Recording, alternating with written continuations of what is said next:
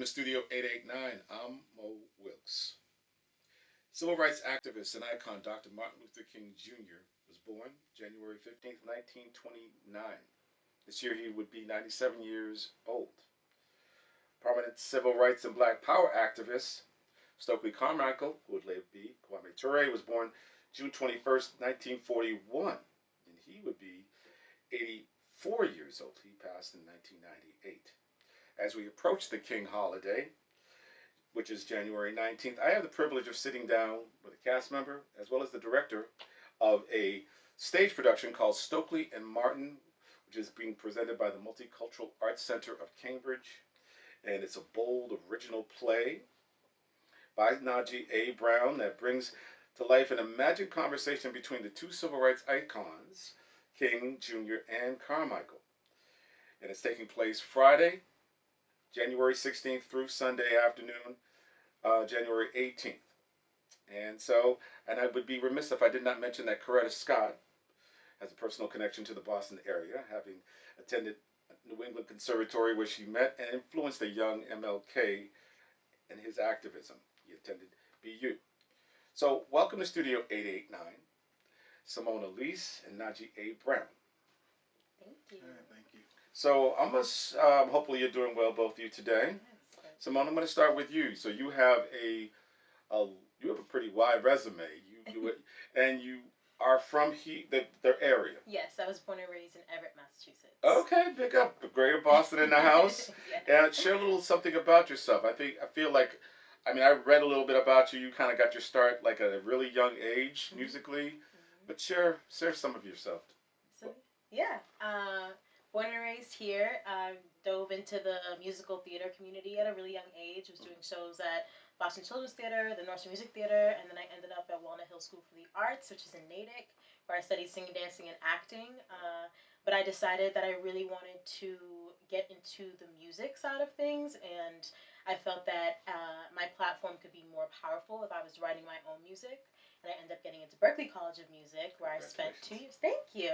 I was there for 2 years, and while I was there, I was very heavily involved in the activist community here in Boston. It was the first wave of Black Lives Matter, and I just felt a call to do more, and I ended up applying to schools in Atlanta for a transfer, and I ended up at Emory University, where I got my degree in African American Studies. Very cool. Then I stayed in Atlanta for a few years, working on my recording artist career, writing a catalog of music, performing with artists like Robin S. and other greats, and it was amazing and a great opportunity, but I did miss home, and it's been a year since I've been back, and Najee and I connected, and this opportunity presented itself, and I absolutely had to jump on it.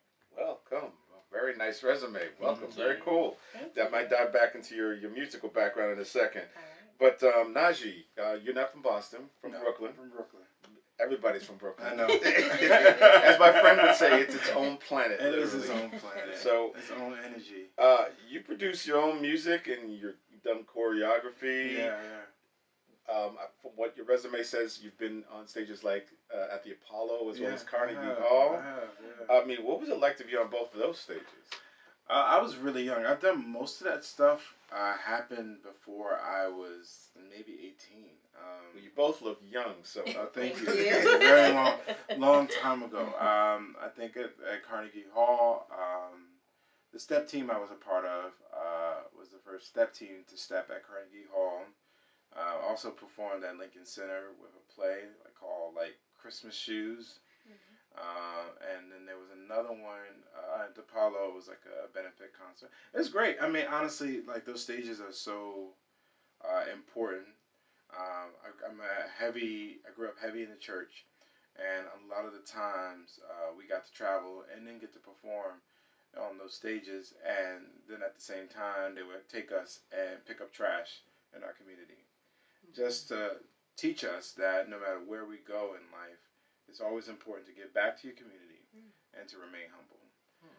So there was a humbling happening as we, as I was elevated to these beautiful stages, and that's why my work is what it is right now. I could be writing about anything, but I've dedicated my art to telling stories that will highlight moments in history or just people who are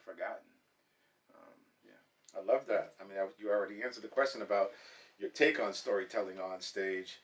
Um, so back to your kind of like your musical background, because I reading your biography, it said that you were in a group called Vinyl Groove, and you opened for legends like the Isley Brothers. What was that like? It was amazing. I was really young.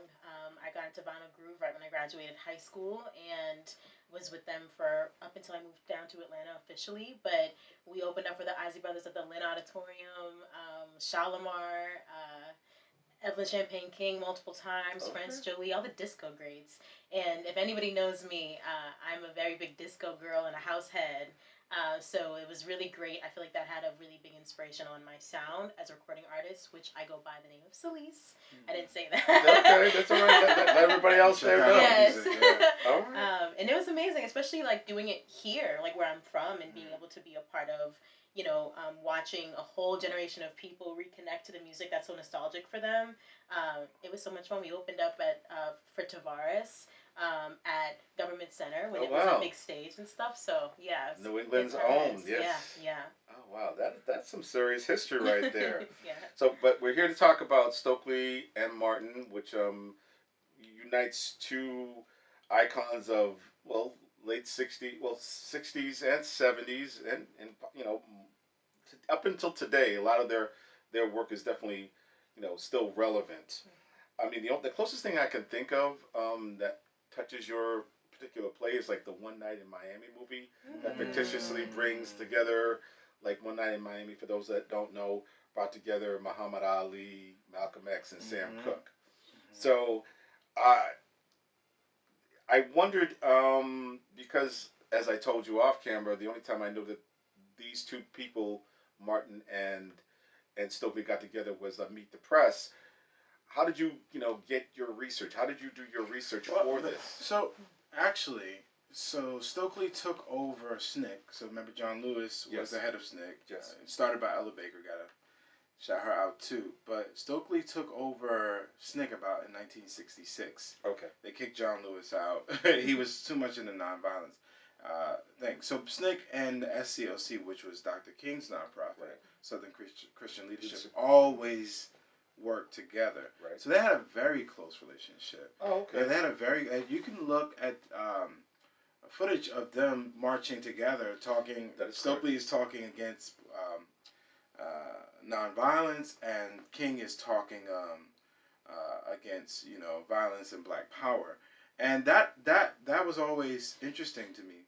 A lot of people talk about King and X, and the conversation is actually not fictional. It happened. And it happened over the course of some time. And the two men, Cleveland Sellers, who's still alive, and Willie Ricks, who's still alive, were a part of those conversations too. So there's four men who are part of that conversation. Willie Ricks, I actually interviewed him over the course of like 3 interviews in order to get the information of what was talked about in the play. But the idea from the play came from the documentary called King in the Wilderness. It was released a couple of years ago. Maybe like 7 years ago. And that talks about the last few years of Dr. King's life when he was the most unpopular man. He wasn't as popular as people, but I mean, he's revered. I mean, we're literally across the street from a monument that depicts him and Coretta. Yeah. But yes, that was decades later. I mean, Holiday took a struggle. I mean, It did. His last until years, 83 or Yes, because Stevie Wonder was a part of that particular movement. Yeah. But yeah, you can speak to the historical significance. He wasn't as I mean, he wasn't still revered like from the mountaintop speech on forward, until his untimely death in 1968, because he was taking positions that weren't. And that's what this play is about. So this play is about how he got to those positions. So his wife had been speaking out against the Vietnam War. Correct. Very much. You can see speeches of her online. She was out there on her own. And SNCC had been speaking out against the Vietnam War. But no one had, it was hard to get Martin to speak out against the Vietnam War. So wait a minute. I'm sorry to interrupt you. So there was time when Coretta, you're playing Coretta's character, was speaking out against the war before. Yes, she did. So she was involved in any anti-war movement before She had a whole history. I wrote a play about her. That's why I know so much. That play was performed at the Multicultural Center. And will you be kind of taking on that spirit and saying some of those? Oh yeah. Oh, okay. She lets her husband know for sure that he needs to speak out. Thank you for sharing that. Yeah. So that's why, and that was the biggest rewrite, because this play was performed 5 years ago at the Seacoast Repertory Theater when I first wrote it. It went directly from page to stage, and it opened January of 2021. And I played Dr. King. I'm not playing Dr. King. Hopefully, I do not have to act in this at all. But you might have to work on the cornrows. Your head looks good. I don't know if you want to do that, bro. Okay. But it was amazing. But Coretta came in and out, and that was it.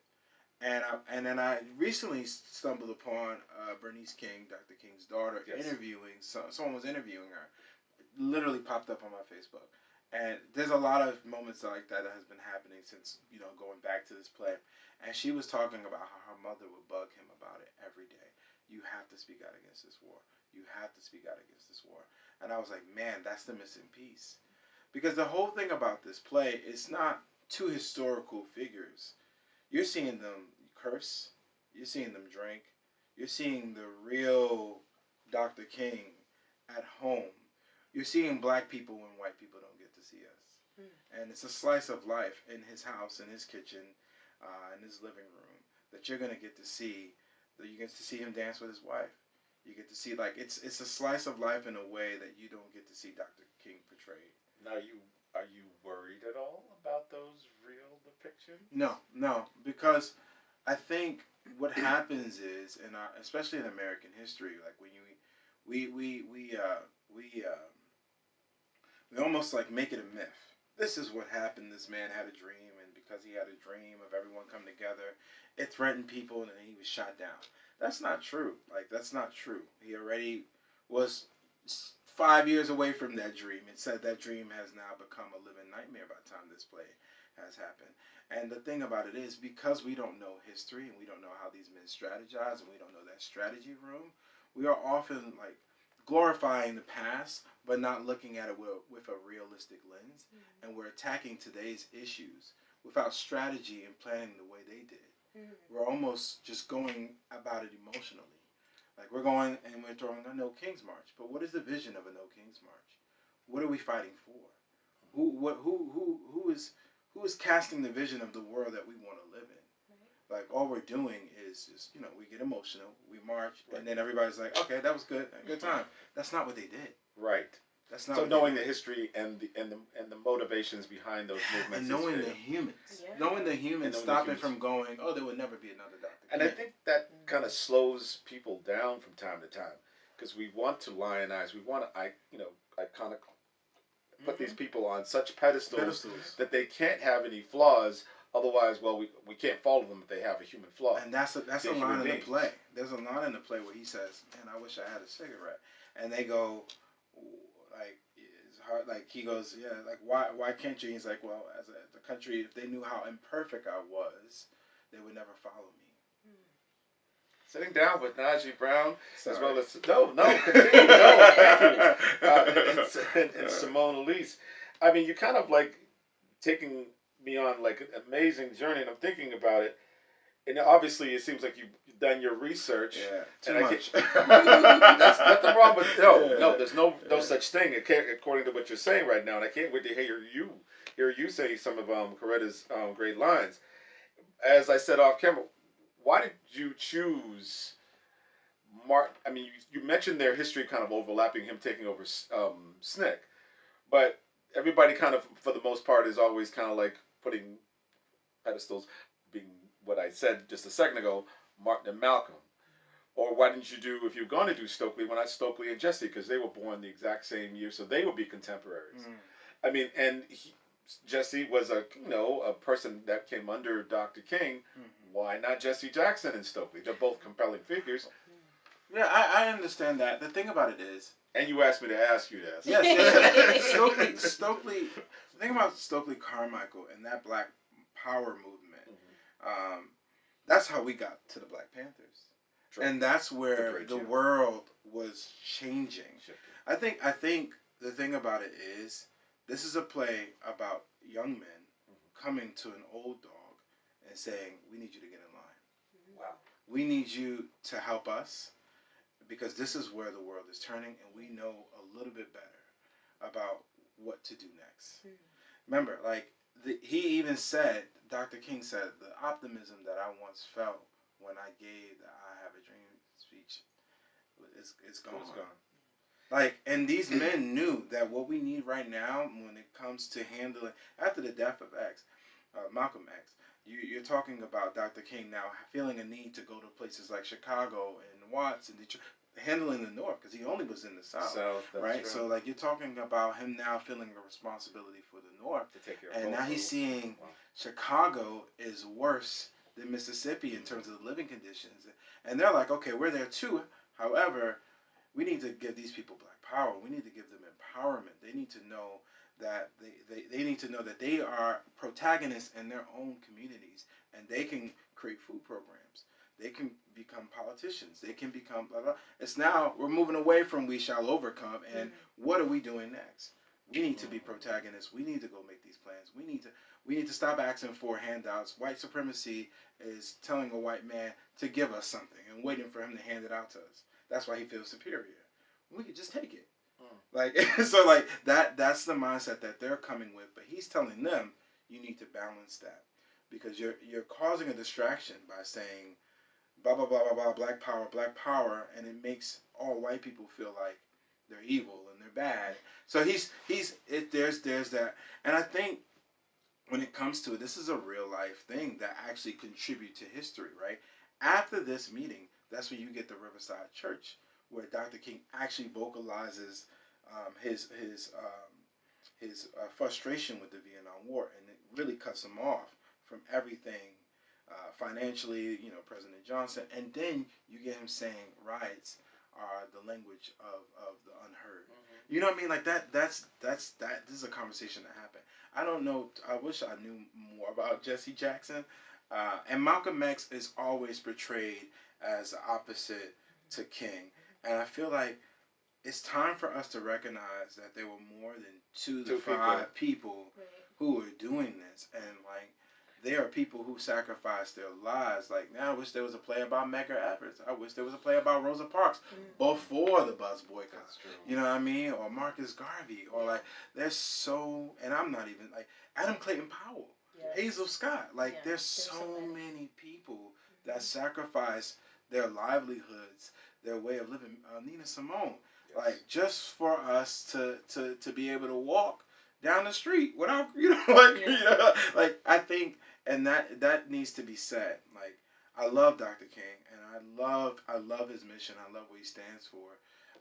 But it's also important that we recognize the others. And I hope, some of the cast members didn't even know who Stokely Carmichael was before the play. And now they're going back and listening to the speeches. And the first time I heard about Stokely Carmichael was a documentary. And Talib Kweli talked about he was listening to Stokely Carmichael's speeches on the airplane. And when he got off the plane, the police took him into a room. And they asked him, they said, "Why are you listening to those?" Interesting. Wow. I was like, who is this bad man in history that no one wants to talk about? I mean, if you like that, there's it's funny because it wasn't that long ago. I mean, you're talking about 50 years ago, but it wasn't extremely that long ago. If you said that, people are still alive that are representative of this play, unfortunately, we lost Sister Coretta Scott, but we still have that wealth of knowledge. That's not that far away. Martin being almost close to 100, we have, people who are living to 100. Some of are in our families. 84. That's true. Is not now incredibly that old. To you, Simone, I mean, knowing the influence that she played in his life to make him pivot and recognize things that were, not just here on the American soil, but also, globally. I mean, how did that affect you? How did that make you feel? Describe what you had to go. What things you did to prepare. Well, it just reaffirmed my motto that y'all need to listen to Black women to Yeah. That's true. True. I really this play for me was so eye opening to really understand their relationship. I don't think we really got to see their interactions, and especially with her, she's always very serious and astute, and which is amazing. But she's, this makes them both human, and I think that especially at the times that we're in today, it's really important to see those moments of people who are just human and having to make really big decisions that can change their life. And this it's so important for me to be a part of this play because I feel like that's what's lacking today. We don't have people speaking out and really thinking about why they need to speak out and how important it is and how it could change the entire communities.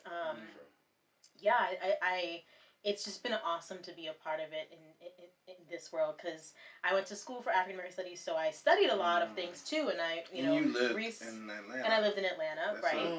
And I think also when I was here in Boston, I was doing a lot of Black Lives Matter protests when the first wave happened when we lost Michael Brown, Eric Garner, Sandra Bland, and I was I was furious, and I didn't know how to help, and I didn't feel supported, to be honest. And so hearing this and seeing that Martin Luther King is telling SNCC, like, you have to do it. You have to be strategic on how you go about this Black Power movement because it is going to scare white people. Right. So Black Lives Matter did. I mean, look what happened with that movement. Mm-hmm. So it's really interesting to see history repeat itself. I hate that it does, but it's something we have to learn from too. Did you? Well, a couple of things that you just said earlier when you said, and it made me think to myself. I don't know about you, but I mean, I've been raised for the most part by Black women, so I'm not saying that they're always out there in the forefront speaking about something, but there's never a time that I don't recognize or remember that a Black woman did not say something about something that was impactful. So while we see Coretta, always immaculately, looking very poised and very graceful, you're right. She had to be saying something. Mm-hmm. Because I wrote this play about her, I've read her autobiography back and forth. Like, I know that book better than I know Genesis. So the thing about it is with her, she was phenomenal within herself. Like, outside of being his wife. Remember, the holiday wouldn't have happened without him, and the whole King Center wouldn't happen without her. Like, she carried his legacy on her back, and she founded the nonprofit, the King Center, a couple of months after he died. Okay, I mean, tied up with a lot of that emotion. How can you think about now kind of turning and then trying to celebrate that person's legacy? She also took out the vows, the vow about obeying and their wedding vows. Yeah. Okay. And she I think she decided not to wear white. I think she wore blue or something. She was she was a mind made up woman, and she didn't take no crap. But also, there's lines in her book about when he dies about how she would have to look at his shoes stained in mud from marching, and how his toothbrush faced hers, and his Old Spice deodorant, and the imprint of it. She said they were twins. That was the love of her life. And for me, I think it was important to put not only her strength and her wisdom in the play, but her softness and her grace and how she handles him. There's a line in the play that I don't know if she said, but it was you carry 3 men on your back tonight, but you don't have to carry me. And that is so important, because when you think about a man like Martin, it's who's carrying him? Right. Who's carrying Dr. King when he's carrying America on his back?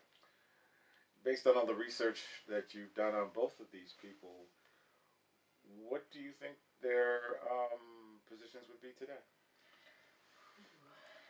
Me? I'll let you take that one today, okay, I will say this. When it was decided last year that I probably wouldn't bring back the play Hear Her Sing for Freedom at the Multicultural Arts Center, which was the Coretta Scott King play, and that I would bring this one.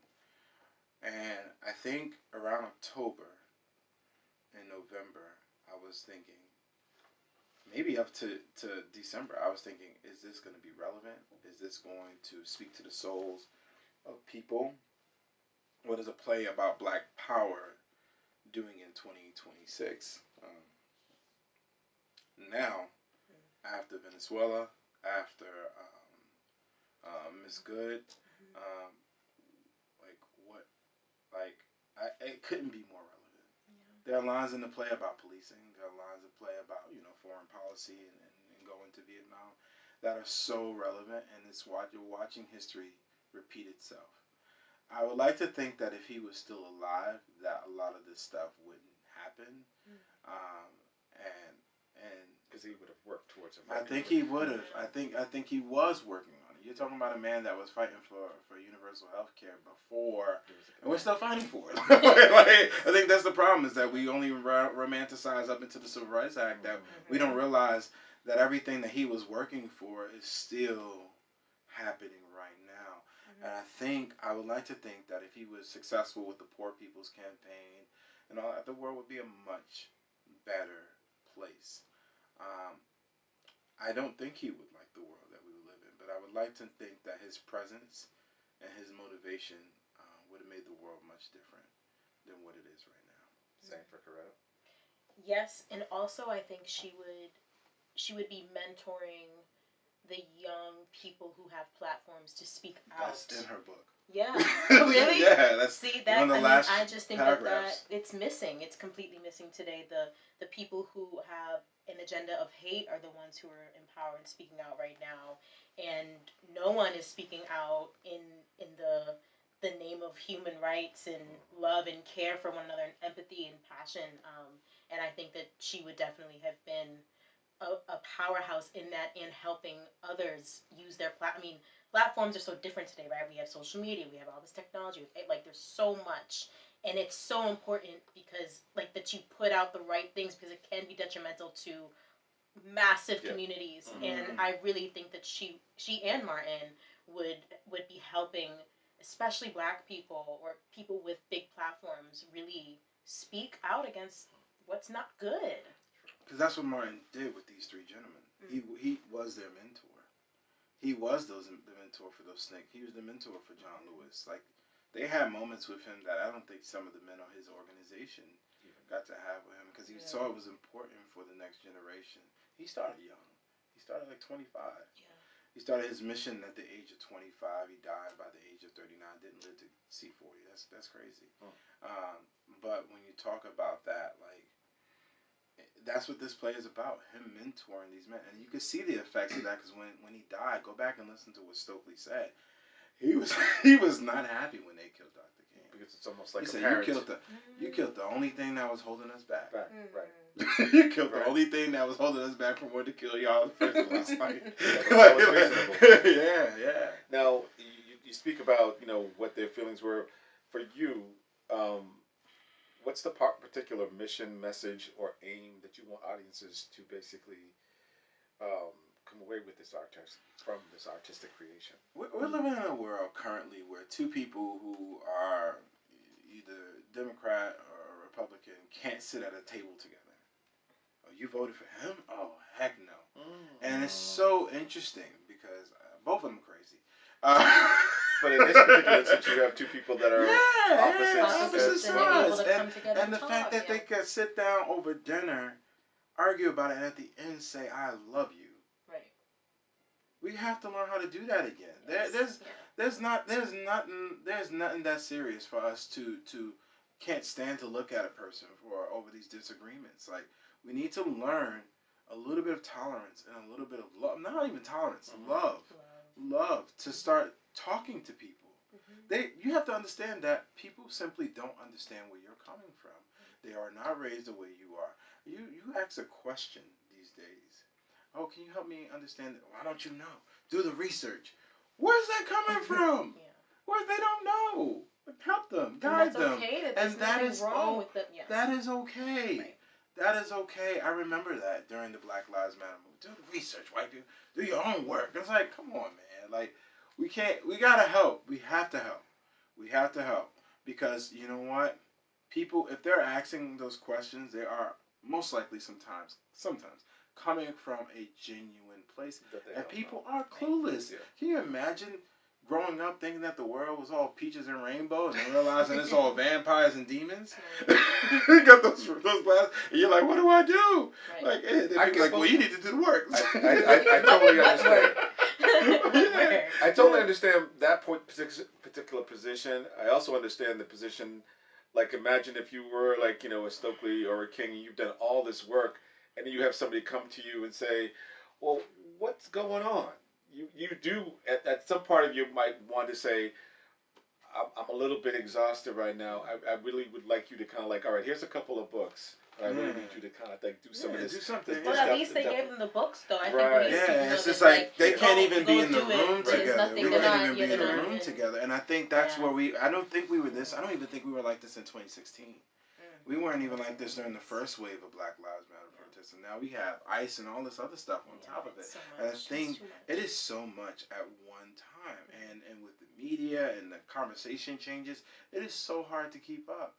We need to hold a little bit of, there needs to be a little bit of space in all our hearts for grace for one another. And that is, I learned through even working with some policemen after George Floyd. I was put in a position where I had to work with 9 police officers in Elliott, Maine, and have a series of conversations with them on racism. Me being a black man from Brooklyn, 9 officers, and this wasn't something that I decided to do. This is the first time this is being publicized. I've never said anything about this to the world, to the public like this. And I'm gonna tell you this. I've watched the change in my community. I've had black people get pulled over in that neighborhood and come back to me and say, I don't know what you're doing with those officers, but it's working. Because they simply did not know. And when they found out what was happening in the world, they became hopeless. And I had to help them regain hope and say, this is what you need to be paying attention to. It's an interesting take. I will not suggest it to anybody that's at the faint of the heart. But now when I go back there, that's the safest place for me to be as a black man. I'm not pro-police. No. But at the time, I was on a mission with a group of people, and we did that work. You were put in a place where you could help. And I helped. And if it was for the betterment of my people who have to travel through that neighborhood, I did it. And it came to a position where I got to interview the officers who were coming into the police department. Not only that, I got to connect them to the woman who was the head of Black Lives Matter New Hampshire. And we got to do a theater project together called Project Empathy, where the chief of police in Elliott, Maine, and her exchanged stories, got to know each other, and did a project on display in front of the community where she shared his story, his words out of her mouth, and he shared her story. It was the most incredible, impactful thing. And people go, well, what changes were made?